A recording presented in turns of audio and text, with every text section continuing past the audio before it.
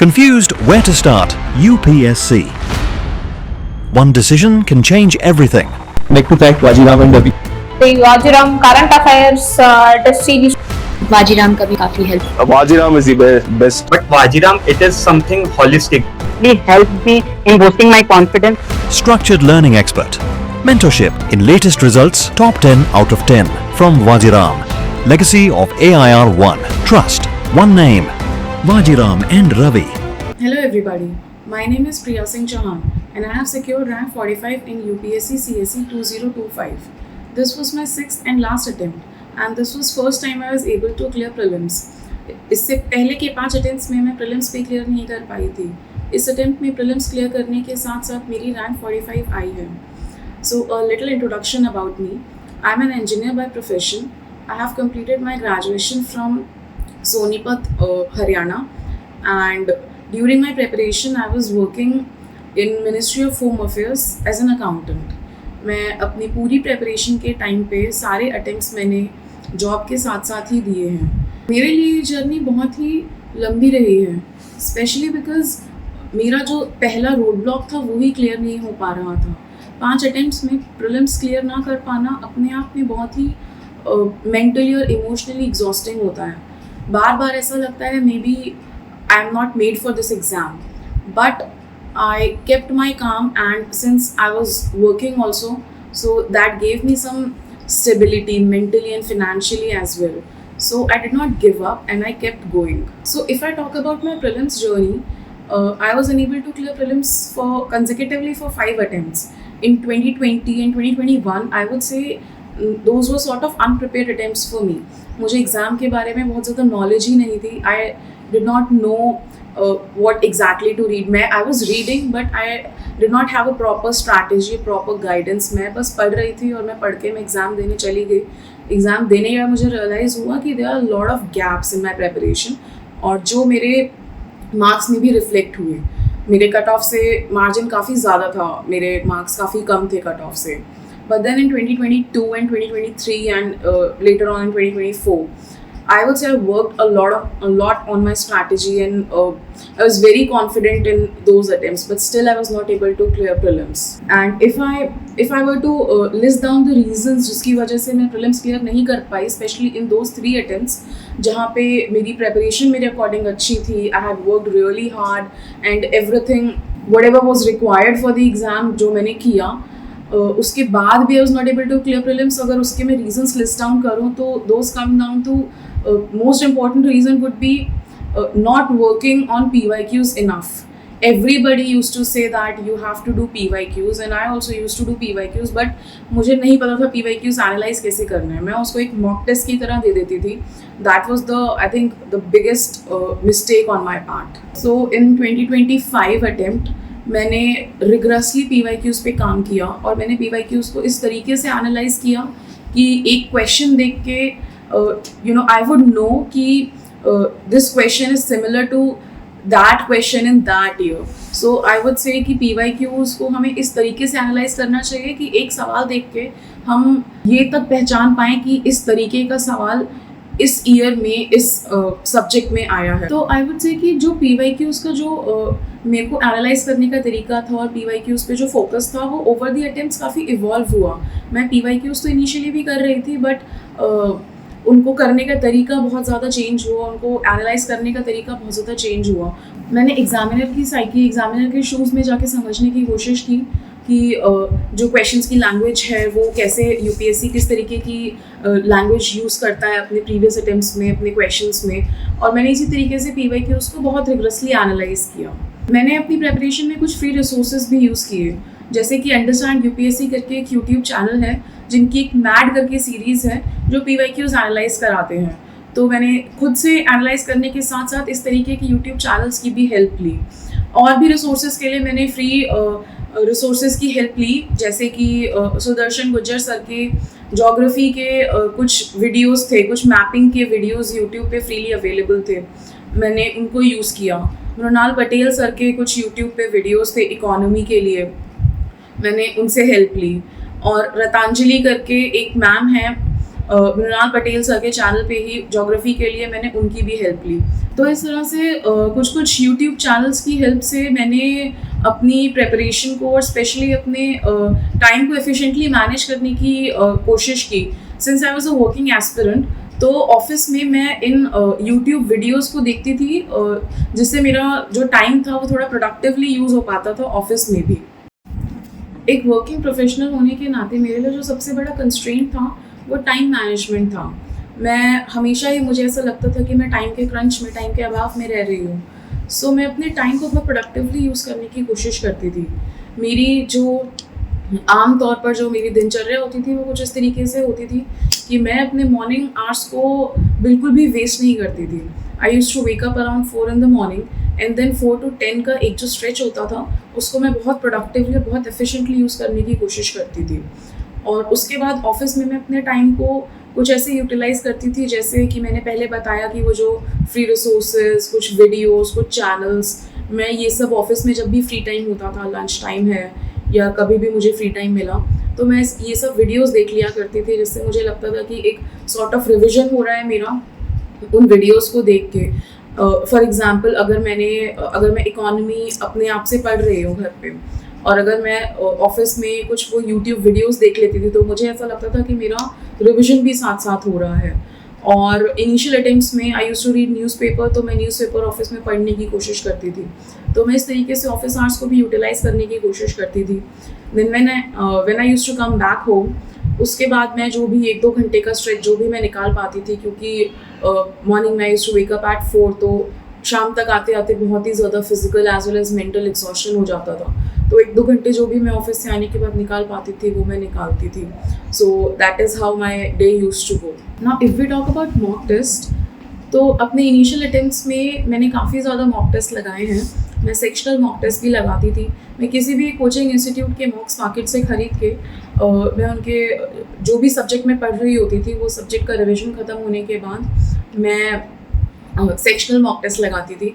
और जब मेरे सारे सब्जेक्ट्स ख़त्म हो जाते थे उसके बाद मैं फुल लेंथ टेस्ट लगाती थी। सो मैं ओवर द ईयर्स मैंने जो मॉक टेस्ट थे, सेक्शनल मॉक टेस्ट, वो लगाने कम कर दिए और मैंने ज़्यादा फोकस फुल लेंथ टेस्ट पे किया। और मुझे लगता है कि किसी भी एक कोचिंग इंस्टीट्यूट के बहुत ज़्यादा फुल लेंथ टेस्ट लगाने की जगह अलग अलग कोचिंग इंस्टीट्यूट्स के थोड़े थोड़े फुल लेंथ टेस्ट लगाना ज़्यादा यूज़फुल होता है। क्योंकि जब हम किसी एक इंस्टीट्यूट के बहुत सारे फुल लेंथ टेस्ट लगाते हैं तो हम उस इंस्टीट्यूट की साइकी में चले जाते हैं, हम उनके क्वेश्चंस को एनालाइज करने लग जाते हैं कि वो ऑप्शंस ऐसे सेट करेंगे और हमारा माइंडसेट उस इंस्टीट्यूट के अकॉर्डिंग बेंड हो जाता है। बट हमें अपना माइंडसेट किसी एक कोचिंग इंस्टीट्यूट के अकॉर्डिंग बेंड नहीं करना, हमें अपना माइंडसेट यूपीएससी के अकॉर्डिंग बेंड करना है। तो जो मेरी फाइनल अटेम्प्ट में जो मेरी स्ट्रैटेजी थी, और उससे पहले भी मैं अलग अलग इंस्टीट्यूट्स के 3-4 मॉक टेस्ट लगाया करती थी। लाइक एक दिन मैंने विजन आईएएस का लगाया, अगले दिन मैंने फोरम आईएएस का लगाया, अगले दिन मैंने नेक्स्ट आईएएस का लगाया। सो ऐसे करके मैं किसी भी एक इंस्टीट्यूट के माइंडसेट में नहीं जाती थी। And about the number of मॉक्स जो अक्सर पूछा जाता है, मेरे अकॉर्डिंग कोई भी एक ऐसा फिक्स नंबर नहीं है जो हमें लगाना चाहिए। बस हाँ, हमें ये कोशिश करनी चाहिए कि जब हम मॉक्स लगा रहे हैं हम उनको बहुत अच्छे से एनालाइज करें। मेरे अकॉर्डिंग मॉक्स लगाने का कोई पॉइंट नहीं है अगर उसका एनालिसिस अच्छे से ना किया जाए। तो हमें मॉक्स तब तक लगानी चाहिए जब तक हमें लगता है कि हम एटलीस्ट सिली मिस्टेक्स हमारी ज़ीरो ना हो जाएं। मेरा पर्पस यही होता था कि मैं मॉक्स तब तक लगाऊंगी जब तक मेरी जो सिली मिस्टेक्स हैं वो कम हो जाएं। और जो लास्ट के एग्ज़ाम से पहले जो लास्ट की 10-15 डेज होते थे उसमें मैं मॉक्स लगाना बिल्कुल छोड़ देती थी। उसमें मैं सिर्फ PYQs करती थी। And if we come to CSAT was never really an issue for me. I was always able to clear CSAT with a good margin. But especially in the later years, especially after 2023, CSAT काफ़ी difficult हो गया और लोगों के लिए काफ़ी problematic हो गया। तो मैं CSAT के लिए सिर्फ प्रीवियस ईयर क्वेश्चंस को सॉल्व करती थी। और मैं बाकी एस्पिरेंट्स को भी यही एडवाइस करूँगी कि प्रीवियस ईयर क्वेश्चंस को बहुत अच्छे से करें CSAT में भी। और अगर CSAT एक प्रॉब्लम है तो CSAT को बिल्कुल भी निगलेक्ट ना करें। GS के साथ साथ CSAT पे भी पहले से ही ध्यान दें, पहले से ही फोकस करें, क्योंकि लास्ट में आते आते GS इतना ओवरवेलमिंग हो जाता है कि हमें CSAT करने का बिल्कुल टाइम नहीं मिलता और मन भी नहीं करता। उस टाइम पर ऐसा लगता है कि जितना ज़्यादा GS पढ़ लिया जाए उतना अच्छा है।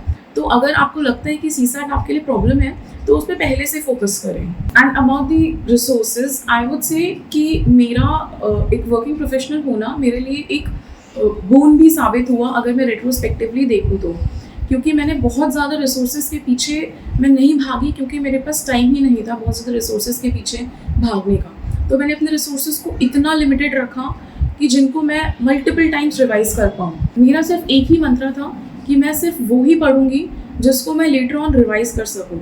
अगर मैं कोई भी चीज़ पढ़ना जब स्टार्ट करती थी मुझे लगता था मैं एग्ज़ाम से पहले इसको रिवाइज नहीं कर पाऊँगी, तो मैं उसको नहीं पढ़ती थी। और मुझे लगता है कि ये मेरी स्ट्रैटेजी में बहुत ज़्यादा इसने हेल्प की, ना सिर्फ प्रीलिम्स में बल्कि मेंस में भी। तो आई वुड से कि अपने रिसोर्सेज को जितना आप लिमिटेड रख सकते हैं और उनको जितना मल्टीपल टाइम्स रिवाइज कर सकते हैं, that should be the key in this exam. So if I talk about the final breakthrough, जिसकी वजह से आई वुड से कि मैं पिछले 5 अटेम्प्ट्स में प्रीलिम्स क्लियर नहीं कर पाई और इस 6th अटेम्प्ट में, और जो कि मेरा लास्ट अटेम्प्ट था, इसमें आके मैंने प्रीलिम्स क्लियर किया। तो आई वुड से कि आई changed a few things, not deliberately but वो ओवर द टाइम शायद चेंज हो गई। एक तो सबसे important cheese I would say कि एग्ज़ाम हॉल माइंडसेट बहुत ज़्यादा इम्पॉर्टेंट है, specially at the prelims stage. मुझे लगता है कि जो मेरे एग्ज़ाम का टेम्परामेंट था वो ठीक नहीं था, और ये मैंने रियलाइज़ किया अपने 2024 के अटेम्प्ट में। 2023 में आई मिस्ड प्रीलिम्स में 0.67 marks. So when I went to give 2024 attempt, I was very confident that I have worked really hard, और मैंने सिर्फ 0.67 मार्क्स से मिस किया है। तो मैंने इतनी मेहनत के बाद मैं इतना छोटा सा मार्जिन तो कवर कर पाऊँगी। बट जब मैं 2024 का अटेम्प्ट देने गई, मेरे साथ ऐसा हुआ कि एग्ज़ाम हॉल में बैठ के I panicked so much. I think मैंने जितने भी प्रीलिम्स दिए हैं उसमें 2024 was the easiest question paper which I got. But उसके बाद भी आई डोंट नो वो प्रेशर था, वो क्या था, वो एग्ज़ाम का टेम्परामेंट था जो मेरा ठीक नहीं था।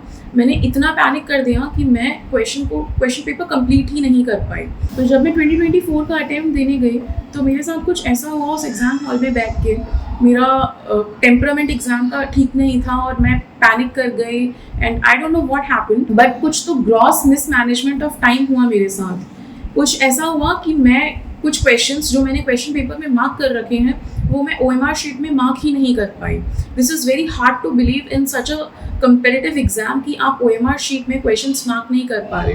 बट मेरे साथ बहुत ज़्यादा ग्रॉस मिसमैनेजमेंट ऑफ टाइम हुआ, जबकि जब मैं मॉक टेस्ट देती थी तो मेरी स्ट्रैटेजी होती थी कि मैं 80 to 90 मिनट्स में पेपर कंप्लीट करूं ताकि मुझे बाकी का टाइम OMR फिल करने के लिए मिल जाए रियल एग्ज़ाम में। और कुछ रियल एग्ज़ाम में प्रेशर डिफरेंट होता है, तो इसलिए मैं अपने मॉक टेस्ट हमेशा 80 to 90 मिनट्स में कंप्लीट करती थी। इतना करने के बाद भी मैं रियल एग्ज़ाम में पेपर ही कंप्लीट नहीं कर पाई। मैं OMR शीट में क्वेश्चंस मार्क नहीं कर पाई, कुछ क्वेश्चंस मेरे अनरेड रह गए। So I used to repeatedly tell myself that I have worked really hard. तो ऐसा तो नहीं है कि मैं इस एग्ज़ाम की प्रिलिमिनरी स्टेज भी क्लियर करने के काबिल नहीं हूँ। सो मुझे पता था कि मेरी प्रॉब्लम यही है कि एग्ज़ाम हॉल में जाने के बाद मेरा जो माइंडसेट है, मेरा जो टेम्परामेंट है वो ठीक नहीं होता, मैं पैनिक कर जाती हूँ। सो मैंने उस पर काफ़ी वर्क किया और एग्ज़ाम हॉल में एंटर करने से पहले मुझे ऐसा फील हुआ कि मैंने कोई अपने हेड से कोई बर्डन सा हटा के नीचे रख दिया।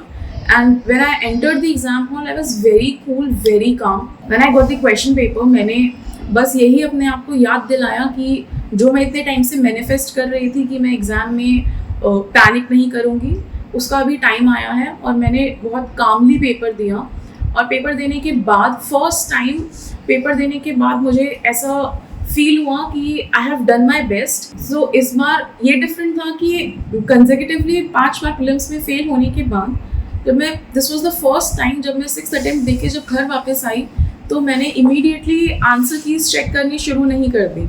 इनिशियल अटेम्प्ट्स में घर आते ही पहला काम जो मैं करती थी वो जो वेरियस कोचिंग इंस्टीट्यूट्स की आंसर कीज आती थी, मैं आंसर कीज चेक करना स्टार्ट कर देती थी। बट इस बार मेरा माइंडसेट कुछ ऐसे अलग था कि I knew that I have done my best, और अभी जो भी होगा I just see. And if we talk about the safe attempt range, तो मेरे अकॉर्डिंग कोई सेफ अटेम्प्ट रेंज होती नहीं है, क्योंकि हर साल क्वेश्चन पेपर डिफरेंट होता है और हर इंडिविजुअल भी डिफरेंट होता है। हर किसी का एक सेफ स्वीट स्पॉट होता है जिस पे आप मैक्सिमम स्कोर करते हो। मेरे साथ प्रॉब्लम ये थी इनिशियल अटेम्प्ट्स में दैट मेरा जो रिस्क एपेटाइट था वो कम था। मैं जब मॉक टेस्ट देती थी तो I use to attempt more number of questions, but real exam में जाके I use to panic and I use to get scared. तो मेरा जो नंबर ऑफ अटेम्प्ट्स थे वो मेरे मॉक टेस्ट से कम हो जाते थे। 2025 में मैंने यही डिफरेंट किया कि मैं डिसाइड करके गई थी कि क्वेश्चन पेपर कैसा भी आएगा बट मैं उतने ही नंबर ऑफ क्वेश्चंस अटेम्प्ट करूँगी जितने मैंने मॉक्स में अटेम्प्ट करती आई हूँ। जो मेरी मॉक टेस्ट में जो प्रैक्टिस रही है मैं उसी को रियल एग्जाम में इम्प्लीमेंट करूँगी, और मैंने वही किया। मैंने 95 के अराउंड क्वेश्चंस में हमेशा मॉक्स में अटेम्प्ट करती थी और मैंने 93 क्वेश्चंस रियल एग्जाम में अटेम्प्ट किए। So if I were to tell my biggest mistake due to which I was not able to clear prelims for 5 long years, so I would cut it down to 2 major points. First one was not focusing enough on PYQs and not doing PYQs in a manner in which they are to be done. मैं PYQs कर तो रही थी but मैं उसको ठीक ढंग से नहीं कर रही थी। मेरा जो एनालिसिस था, जिस तरीके की लॉजिकल एबिलिटी चाहिए एलिमिनेट करने के लिए और क्वेश्चंस को समझने के लिए और क्वेश्चंस को इंटरलिंक करने के लिए और अपनी पेरिफेरल नॉलेज को यूज़ करके क्वेश्चंस को सॉल्व करने के लिए, मैं शायद उस सही ढंग से PYQs को नहीं कर रही थी। So first mistake was that. And second mistake I would से वॉज एग्ज़ाम हॉल माइंडसेट, जिस पे मैंने बहुत काम किया अपने लास्ट अटेम्प्ट में। मैंने सारे प्रेशर को मैं एक तरीके से रिलीज़ करके एग्ज़ाम हॉल के बाहर ही मैं पेपर देने अंदर गई थी। और अगर मुझे एस्पिरेंट्स को कोई एडवाइस करना हो तो I would say even if you are failing you do not know which attempt could be your best attempt.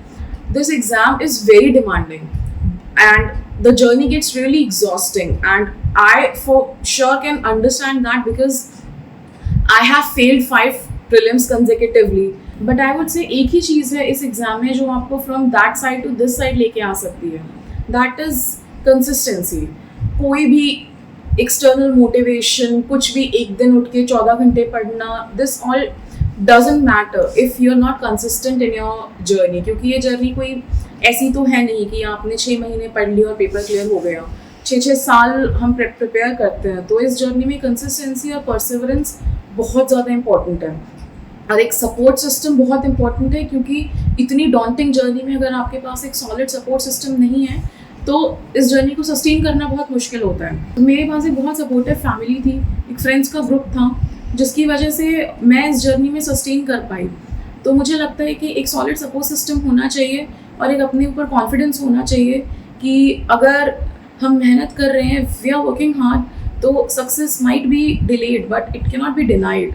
तो इसी कॉन्फिडेंस के साथ मैं आगे बढ़ती रही कि मुझे पता है मैं ऑनेस्टली अपना काम कर रही हूँ, तो जो भी होगा वो देखा जाएगा। मैं इस जर्नी में एज ह्यूमन बींग्स भी हम बहुत इवॉल्व होते हैं। मैंने एंटर किया था, मैंने वैसे एग्जिट नहीं किया। धीरे धीरे मैं निष्काम कर्मा में बिलीव करने लगी। मुझे लगता था कि even if I am not getting results but I know that I am very honest in my efforts. तो मेरे एफर्ट्स मुझे कहीं ना कहीं कोई ना कोई रिजल्ट तो ज़रूर देंगे। तो इसीलिए मैं पूरी ऑनेस्टी के साथ मैंने अपनी प्रिपरेशन को कंटिन्यू किया और मैं कंसिस्टेंट रही, क्योंकि दैट इज़ द ओनली की जो मैं समझ पाई हूँ इतनी लंबी जर्नी के बाद कि कंसिस्टेंसी को कोई भी 15 घंटे 16 घंटे पढ़ने वाला मोटिवेशन बीट नहीं कर सकता। अगर आपको इतनी लंबी जर्नी को सस्टेन करना है तो आपको परसिवरेंट रहना पड़ेगा, आपको कंसिस्टेंट रहना पड़ेगा और आपको कॉन्फिडेंट रहना पड़ेगा। Thank you so much.